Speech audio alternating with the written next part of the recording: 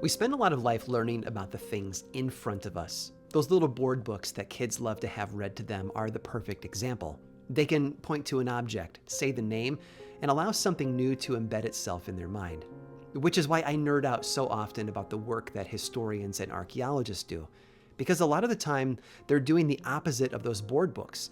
They point to gaps in the environment or a document and fill in the blank. They infer a long-lost reality based on the emptiness it left behind. A great example actually hit the news a little while back in January of 2023. Researchers in Denmark announced that they had discovered a massive Viking structure that dates back as far as the 9th century, and all evidence points to it having been an important building, probably used for community and political gatherings. But they didn't discover this structure by finding its walls or furniture. No, they just found the holes that the building's beams once stood in. Their width and depth and spacing across the dig site all paint a clear picture, one that's comprised of invisible elements that only trained experts might spot. Their job is to simply fill in the blanks. Humans have been inventing answers to life's mysteries for as long as we've been around. But there's one place in the world where that tendency has been going on for over 1,000 years. And as a result, there is a rich tapestry of beliefs and traditions, all based on questions that need answers. Most of it is fun and benign, for sure. Some parts, though, have an air of darkness to them. And to explore them is to brush up against the dangerous and the supernatural. So naturally, I'm going to tell you all about it. I'm Aaron Mankey, and this is Lore.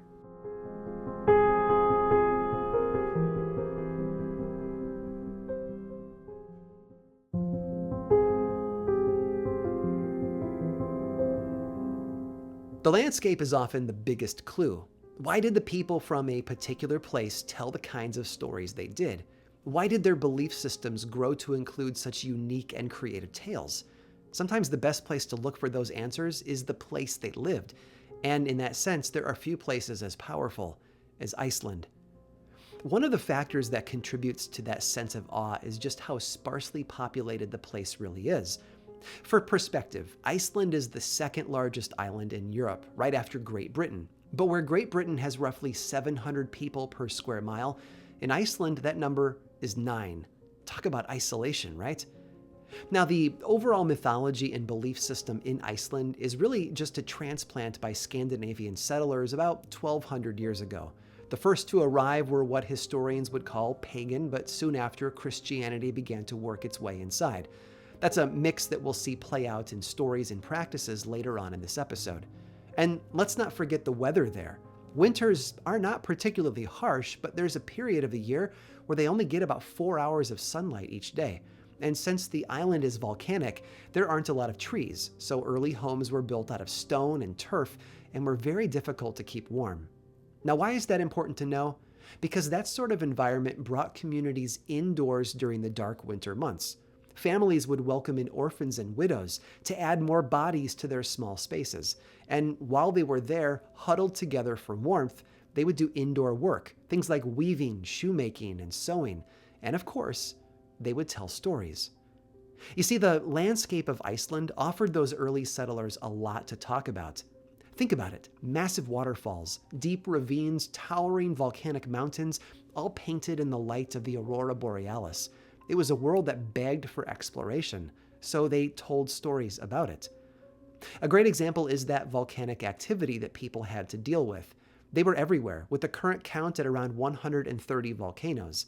In the millennia since the Scandinavians arrived, 15% of those volcanoes have erupted, many of them over and over throughout the years. The most famous might just be Hekla, a volcano on the southern end of the island. Not only has it erupted 23 times since 1104, but it's prolific, sometimes launching lava bombs into the air, massive chunks of molten rock that can weigh upwards of 12 tons, which is why in the Middle Ages, Hekla was considered a gateway to hell. And they meant that in two ways.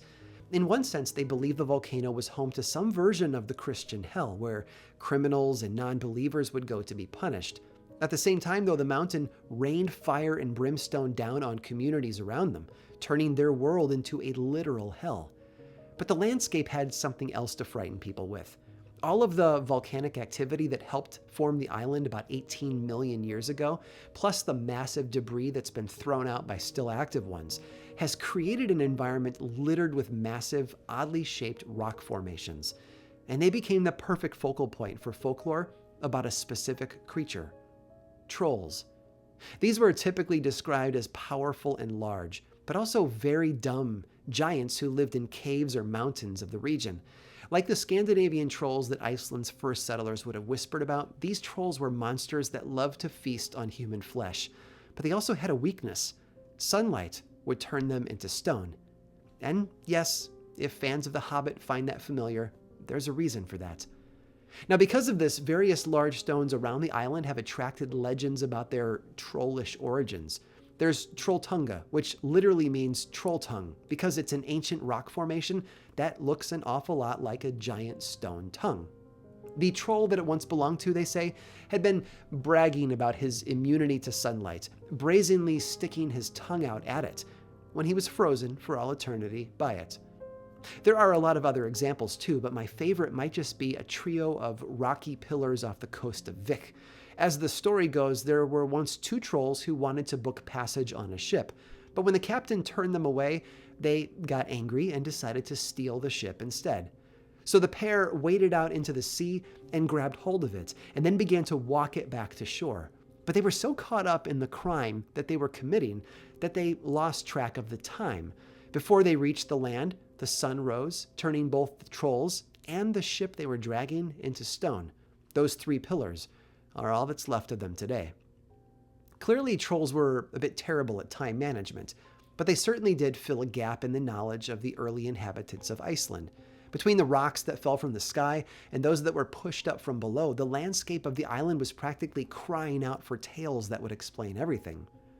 But the folklore of Iceland goes beyond hell mountains and chronologically challenged trolls. In fact, to dive into the truly amazing tales that people whispered, we need to think on a smaller scale than giants. Lucky for us, though, those stories only get darker.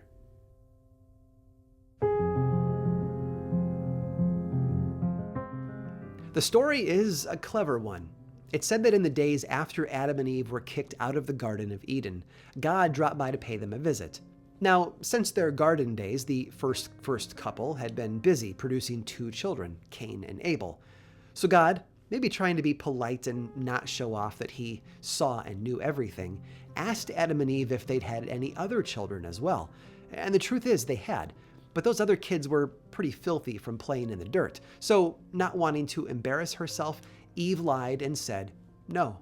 And as a result of that lie, it's said that God cursed those other children to forever be invisible to the rest of humanity. Hidden, one might say.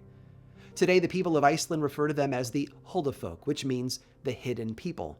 Longtime listeners will remember that we've covered a lot of their stories already, but there are a couple of things that I wanted to point out about them. First, apparently, elves isn't the most politically correct term for them, so consider yourself warned. And second, they are exactly like us, only better. Think about it from the perspective of Icelandic settlers. They were poor farmers, eking out a meager living through hard work in rough conditions. Nothing they had was nice, and very little of life was easy. So it made sense that their vision of the Huldafolk was that these were people just like them, only wearing fancier clothing, using nicer possessions, and with plenty of time on their hands to eat, drink, and be merry. From that angle, you can see their longings woven into these stories. But their fears also make a few appearances in the stories they told. And a great example are the land wights. These are nature spirits that were said to live in the land and the water, and they served as guardians of it and brought prosperity to those who respected it properly. One popular story involving wights is found in the saga of King Olaf Tryggvason, who reigned in the late 900s. In the records, it said that Denmark's King Harald Bluetooth Gormson was sailing to Iceland to conquer it, and he sent a warlock shaped like a whale out to scout ahead. That's when 4 powerful wights flew out to meet the warlock. They were a mighty dragon, a vulture as wide as the mountains, a huge gray bull, and a giant who stood taller than the tallest mountain. Needless to say, the warlock did not stand a chance. After sending the invaders packing, these four wights became known as Iceland's guardian spirits. Today, if you look at the country's coat of arms, you'll see them right there as part of the artwork. Something that's not on the coat of arms, though, is another staple of Icelandic folklore: the draugur. In a way, the draugur are ghosts, but not in the sense that most of us were raised to assume. These aren't built of mist and smoke like eerie mirages that you can see and walk through. No, draugur was said to be like you and me, physical and corporeal, but perhaps also stronger and a whole lot meaner. You see, the Viking-era Scandinavians believed in an afterlife, just not that heavenly. Yes, the noblest warriors got to go to Valhalla, but many others wouldn't make it that far. Instead, their corpses would become animated by some evil force. Now, most of the time, that just left an undead creature living inside a burial mound, but every now and then, they would grow restless and break free. What they did after that was always up in the air. A draugur might stomp around on the roof of your house and annoy you, or it might kill your livestock. Worse yet, it might kill you and then drink your blood. It was honestly just the worst, most horrific version of a random number generator. You never knew what you were going to get, but it was almost always guaranteed to be bad. Interesting side note, there are a lot of similarities between European vampire stories and the draugur. They are both creatures that rise from the dead to make life difficult. Both are more powerful than the humans they once had been, and for a long time, both were assumed to be connected somehow to the spread of tuberculosis. There were differences too, though. Draugur were said to be able to puff themselves up to the size of an ox. Not like a balloon, mind you. No, that extra bulk would be all muscle and raw power. And of course, their bodies were covered in black, rotting flesh, which made them smell like a decaying corpse, I guess. One other interesting detail: draugur were sometimes described as having dark bluish skin and piercing icy blue eyes. Though maybe those White Walkers from Game of Thrones aren't as unique as some people like to think. So, how did you kill a draugur? Well, that's tricky. It said that iron could harm them, but it couldn't kill them. No, to do that, you had to wrestle them and then defeat them by hand. Then once they submitted, you were supposed to chop off their head and then jump over their body before that still flying head hit the ground. Complicating matters further is the fact that the sword that you needed to use to do that came from the draugur's own collection. But if you could manage all of that, your last step would be a lot easier. Burn the body, and then either bury the ashes or throw them into the sea. But not all draugur showed up to kill cows and challenge farmers to deadly hand-to-hand combat. In fact, some were known to behave in a much more friendly way. Although, if one story in particular is any indication, that's still not a good thing.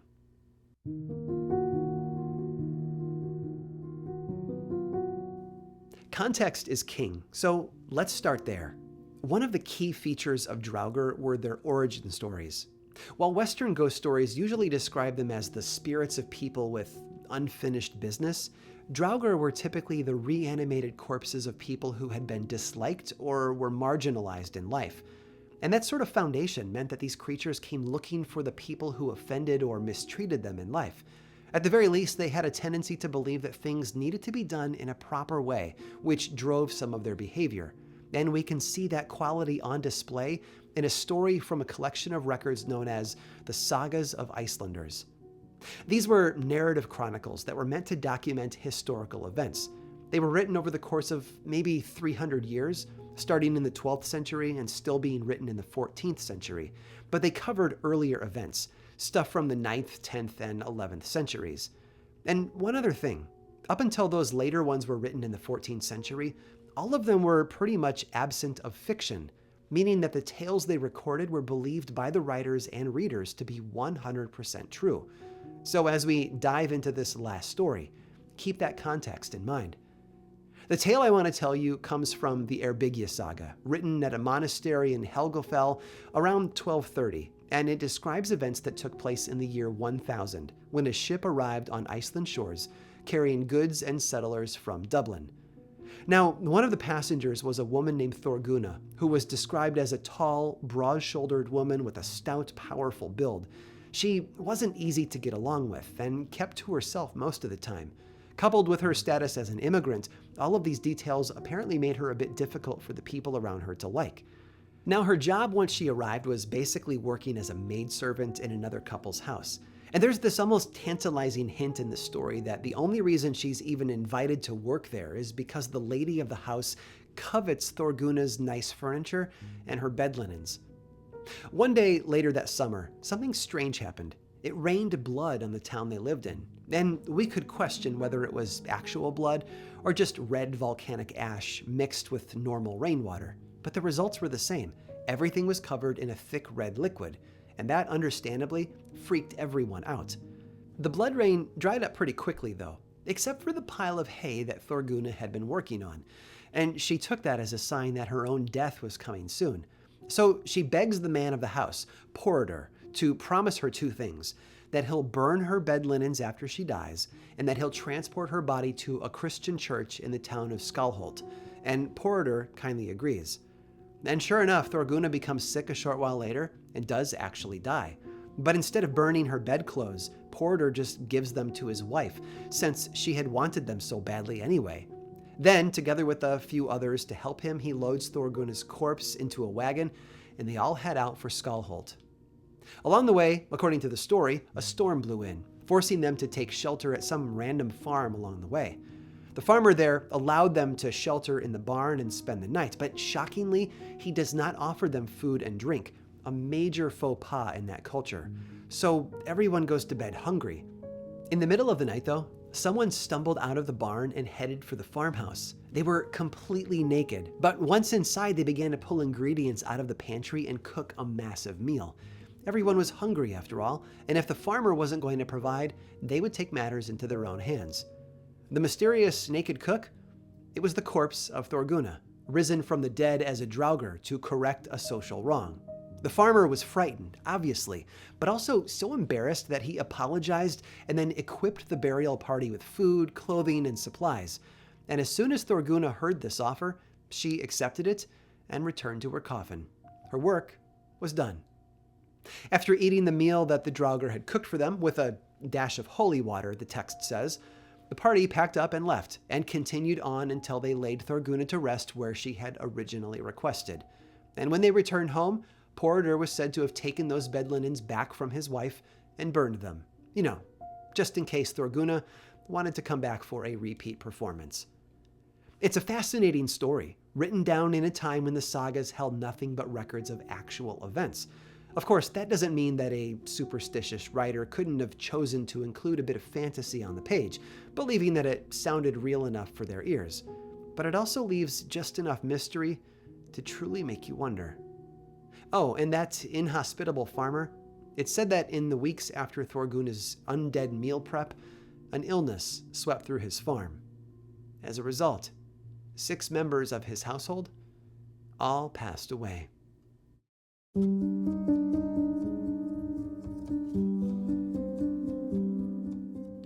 The world we live in has a direct impact on the stories we tell. We can see it in the variety of stories that appear around the globe, each one rooted in a different culture. We see it in the records of people over the centuries as the passing of time changed so much of their human experience. And we see it in the unique places around the world, like Iceland. Over the years, I've been able to take you to some pretty special corners of folklore, and each of them has provided us with a little glimpse into how the human mind works in the face of questions and gaps in our understanding. I hope you've been able to see today's tour through the ghosts and monsters of Iceland as another example of that, and possibly something more. That island might be a little less crowded than a lot of other places in the world, as far as people go, but it's absolutely littered with stories and legends. And one great way to view it all is through the lens that we tend to see those old Viking warriors. Because behind all that strength and aggression, they were frightened people. And how do we know? Because when they weren't pillaging or conquering other people, the Vikings were spending a huge amount of their time on real, tangible ways to protect themselves from things like the draugur. One example are the large, heavy stones that they dragged to rest on top of fresh graves. Sometimes they even placed them inside the grave itself, on the bodies of the dead, all in an effort to make sure the people they put in the ground stayed there. And while it's true that some Vikings were buried with their weapons, many graves show that those weapons were made useless or ineffective by the people who buried them. Because, if the dead are going to come back, why would we arm them, right? And there were other things they did, all in the service of combating draugur. The legs of corpses were often tied together to prevent walking. Sometimes their toes were literally sewn together. Needles were embedded in their feet, and open scissors were laid across their chest. The legends of the draugur have been whispered throughout Iceland for hundreds of years, and these ancient practices and rituals all highlight just how firmly people were convinced that the danger was real. And true or not, in the end, they highlight exactly why folklore is so dangerous. Because when we invite it in, just like a draugur, it can usher something incredibly powerful into our life. Fear. The folklore of Iceland is certainly entertaining and enlightening. So many aspects of it have leaked out into the rest of the world, and even today we can find it throughout modern pop culture. They certainly were creative and imaginative folks. But medieval Scandinavians were just like you and me. They put their pants on one leg at a time. Except, well, I might need to clarify that with one final story. Stick around through this brief sponsor break to hear all about it.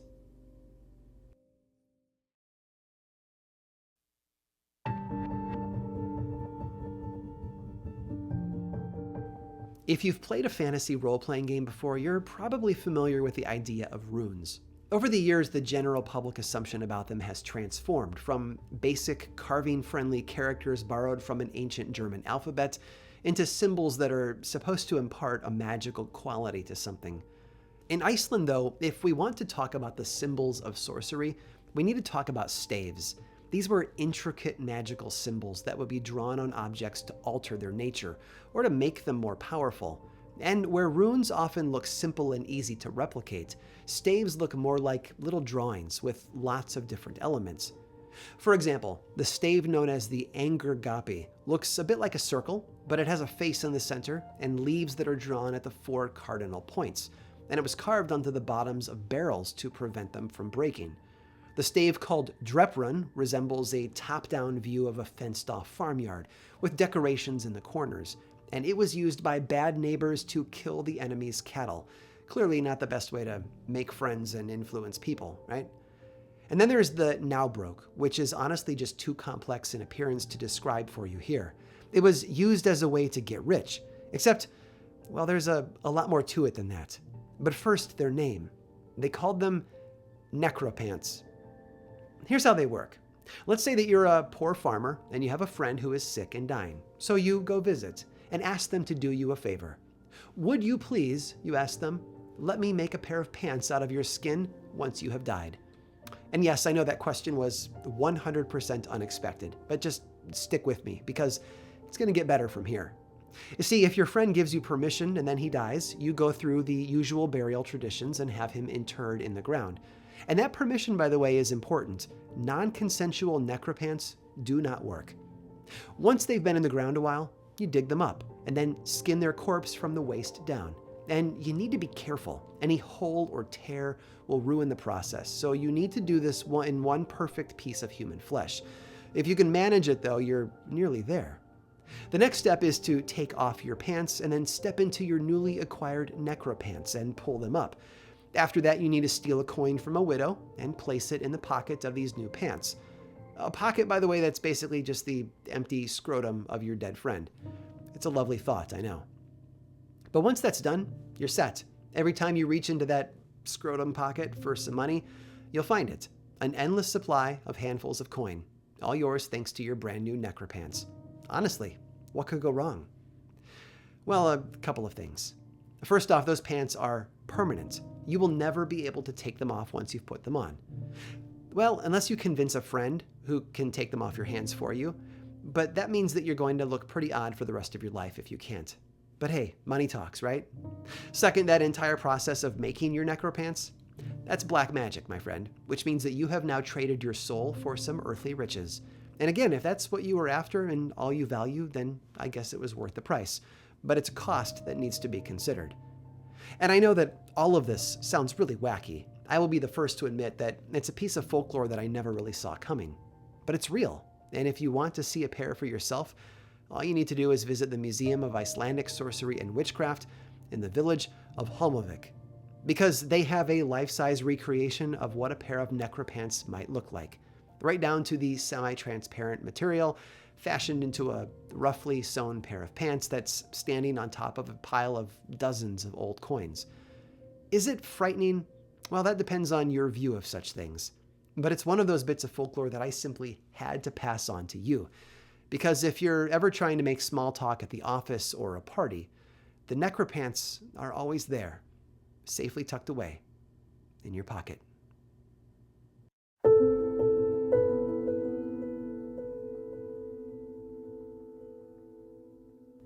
As always, folks, thank you so much for watching. Credits for today's episode are in the description below. Lore has been a podcast since 2015 with over 400 million downloads to date. You can learn more about this show, plus the book series and the television adaptation over at lorepodcast.com. And of course, be sure to click the subscribe button and the bell icon so that you don't miss future episodes. Oh, and if you liked this one, click the thumbs up. You can also follow the show on Twitter, Facebook, and Instagram. Just search for Lore Podcast, all one word, and then click that follow button. And when you do, say hi. I like it when people say hi. And as always, thanks for watching.